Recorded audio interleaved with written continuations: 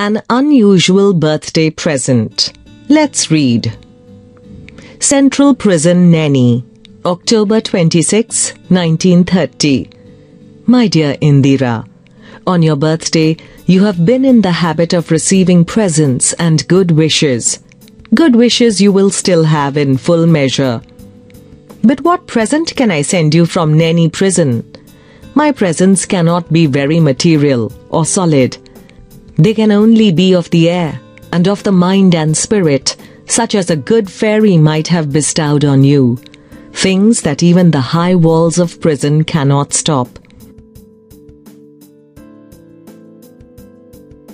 You know, sweetheart, how I dislike sermonizing and doling out good advice.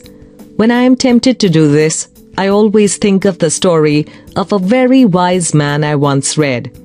Perhaps one day you will yourself read the book which contains this story. 1300 years ago, there came a great traveler from China to India in search of wisdom and knowledge. His name was Huan Sang, and over the deserts and mountains of the north he came, braving many dangers, facing and overcoming many obstacles. So great was his thirst for knowledge, and he spent many years in India, learning himself and teaching others, especially at the great University of Nalanda, which existed then near the city that used to be called Patliputra and is now known as Patna. Huan Sang became very learned himself, and he was given the title of Master of the Law. Later, he wrote a book of his travels, and it is this book which contains the story that comes to my mind.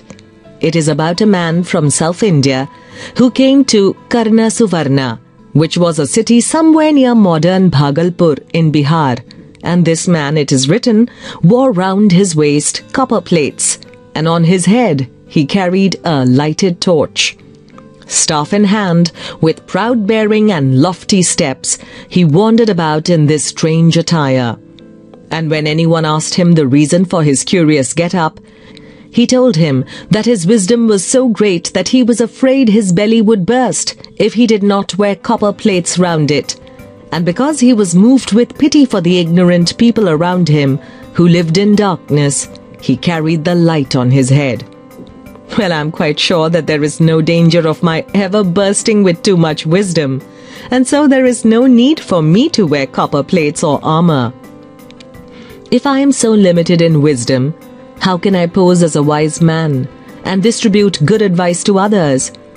And so, I have always thought that the best way to find out what is right and what is not right, what should be done and what should not be done, is not by giving a sermon, but by talking and discussing.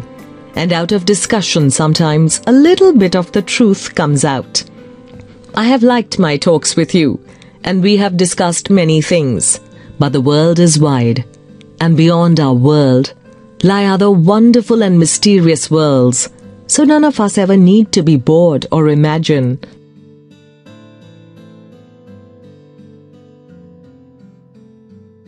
Like the very foolish and conceited person whose story Huan Sang has told us, that we have learned everything worth learning and become very wise. And perhaps it is as well that we do not become very wise, for the very wise, if any such there are, must sometimes feel rather sad that there is nothing more to learn. They must miss the joy of discovery and of learning new things, the great adventure that all of us who care to may have. I must not therefore sermonize. But what am I to do then? A letter can hardly take the place of a talk. At best, it is a one-sided affair. So, if I say anything that sounds like good advice, do not take it as if it were a bad pill to swallow. Imagine that I have made a suggestion to you for you to think over, as if we really were having a talk.